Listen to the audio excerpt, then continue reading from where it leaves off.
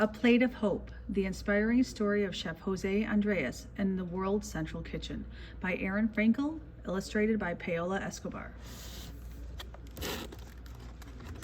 No es solo el arroz. A paella is so much more than just rice, especially if it is Sunday in Spain, and you are a boy and your name is Jose Andres, and you are gathering the wood that will make the fire, that will cook the paella just right, that will feed a few or many. All are welcome.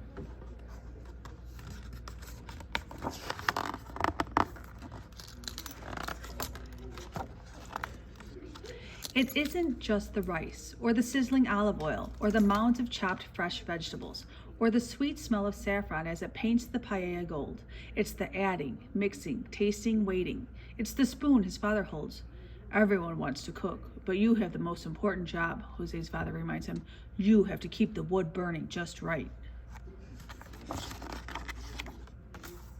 But Jose wanted to do more. He wanted to create the magic of his mother's flan, the smooth, creamy pudding with the burnt, crispy bits on top. No era solo un postre. For her, and now for Jose, it wasn't just a dessert. It was a memory of Asturias, Spain, where Jose was born. Jose closed his eyes as the cool spoonful of flan told a story to his senses.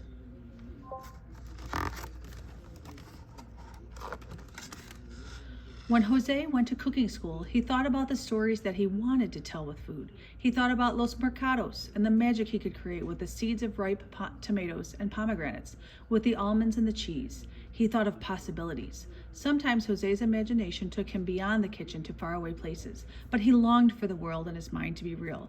When the chance finally came, Jose took it. Sí. No era solo un barco. It wasn't just a boat where Jose cooked for a year. It was a famous Spanish Navy ship that traveled the world. Jose fed the sailors but wished that everyone everywhere had enough food. When Jose returned to Spain, one place stayed in his mind, the United States. It wasn't just a restaurant where Jose first learned to tell stories with food. No era solo un restaurante. It was the most famous restaurant in Spain, a place where the food spoke to Jose. Change me. I'm tired of being what I am.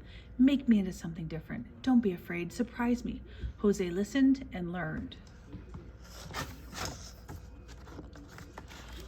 One day, Jose wanted to be made into something new, just like food. He wanted a change. He thought of a place that never left his mind. And so, when an opportunity came, Jose didn't think twice. He cooked his way from New York City to Washington, D.C., telling stories with food that had never been tasted before. Chef Jose Andres was quickly becoming a star, but Jose knew that a recipe is never made with un solo ingrediente. Everyone has an important job. We the people. As Jose looked at the stars in the night sky, the three words simmered in his mind. They were important words in his new home. They gave him hope and inspired him to volunteer. We the people. Not me, Jose thought. We. Everyone deserved a hot meal, not just the few, but the many. No era solo un viaje. It wasn't just a trip. It was an invitation from a friend to help. There was an earthquake in Haiti. Destruction was everywhere. How could Jose Andres help? How could he not? People were hungry. There was much to be done. Jose listened. He followed their recipes. Hot meals of rice and pureed beans prepared just right. The smiles on the faces, the smell of rice and beans, the spirit of the people, the taste of pride stayed with Jose when he returned to the United States.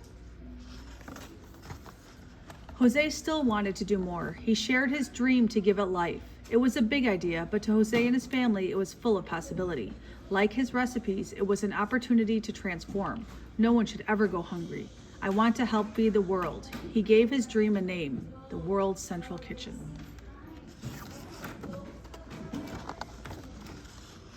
When Jose first saw the American flag, he also thought of possibilities. The stars reminded him of the feeling he had when he looked up at the night sky. Dream as big as you want, they seemed to say, and so Jose decided to add his dream to the stars. No sería solo un sueño. It wouldn't be just a dream for long. It wasn't just a hurricane. Huracán Maria struck the island of Puerto Rico with a forceful blow beyond Jose's imagination. When Jose saw it with his own eyes, his heart broke at the sight. Homes destroyed, roads flooded, no electricity. The country was in the dark and people were hungry. Who was in charge of feeding the people? Jose asked. But Jose couldn't wait for an answer. There was only one thing to do. Let's get cooking. A cocinar. The hurricane had not taken everything. Jose had all that he needed to start cooking. He had a friend. He had a kitchen, and there were ingredients. The perfect ingredients for Puerto Rican sancocho stew. The hot bowls of food spoke to those who had lost so much. Jose could almost hear them talking. We haven't forgotten you. We care about you. Jose looked at his map. There was an entire island to feed, but Jose didn't see a problem. He saw opportunity. Kitchens and empty restaurants. Kitchens and empty schools. Cooks, farmers, drivers, pilots. We need you. But Jose wanted to do even more. No era solo una cocina. It wasn't just a kitchen. A stadium was now the biggest kitchen in the world. There were paella pans the size of the moon, and lines of cooks as far as you could see, making sandwiches of ham and cheese. Don't forget the mayo, lots of it. It has to be good. 3 months of cooking, 26 working kitchens, almost 4 million meals served. But to Jose, it wasn't just a number. It was so much more. Everyone deserves a hot plate of food. No es solo un plato. It is a plate of hope. Wherever people were hungry, Jose wanted to be there helping. Through earthquakes, hurricanes, wildfires, floods, through a pandemic when the whole world got sick, even through the darkness of war, Jose's determination persisted. Jose was filled with hope, and he was not the only one. No es solo un plato de arroz. A paella is so much more than just rice, especially if your name is Jose Andreas and you are making the fire and gathering the food to cook the paella just right. To feed the few and the many, all are welcome. And there's an author's note and a selected bibliography at the end.